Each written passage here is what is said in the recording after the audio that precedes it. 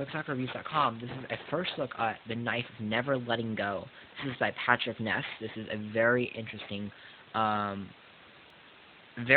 novel in general that we are going to take a look of a very short first look at. This is a trilogy of 3 novels, and we are very excited.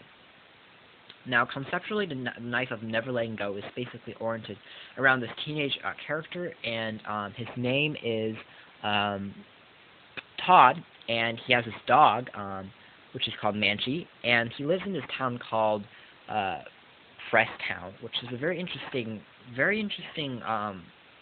story in general. It kind of transports readers to a time both seen in the future and seen in the past. It's very isolated where Todd lives, and it's a place where it's kind of empty and very in a way haunting, if I may say. It's not like in the city, it's not like it's completely in the urban suburbs, so it's something in between that you can't really tell in terms of technologically and time of where exactly it is placed.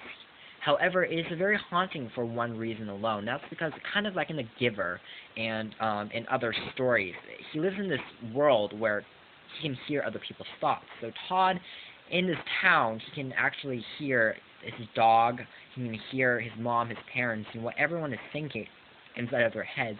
So they do actually have to hide their feelings, even if they don't, say something. They do have to hide it in their head. It's kind of psychological, and it's always a battle.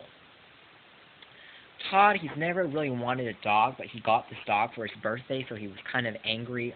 He didn't get really what he wanted. He wanted to fix his bike, but he got a dog instead, so he has his dog, which, since he can hear the dog's thoughts, is always whining and stuff, which is pretty entertaining and funny. He takes his dog for a walk one day, and he ends up hearing a deadly secret about Town, and about something that will really impact his family and about everyone inside of the town and what will happen to them in the future. And so he tries to break away. So he tries to run away, but this is a very hard task because he's not the only one with the supernatural powers. So it's a very interesting book in general. Now, what I think Knife of Never Letting Go presents that's really interesting and entertaining is the whole concept. It has a concept of listening to other people's thoughts. It reminds me of a few other books.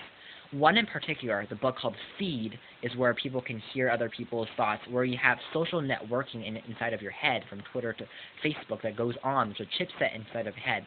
This reminded me of The Knife of Never Letting Go, except this story takes it beyond a society and reality. It becomes more of a dystopian horror and adventure genre, and for that reason alone, it's more interesting. It still is very original, and I really did love it because it's so unique. And above that, it's just a very beautifully written story. There's a lot of thoughts on here are really crude, but it's really strikes you, and it will make you think. Even the title itself, The Knife of Never Letting Go, is an expression, and it's a catchphrase that will really hook readers along. It's not too scary, but it is addicting, and it is a pretty lengthy read, but readers will finish fast because the content is really genius. Overall, we give this first novel in the series an A+, or our editor's choice. Please check out our full review on this on our website.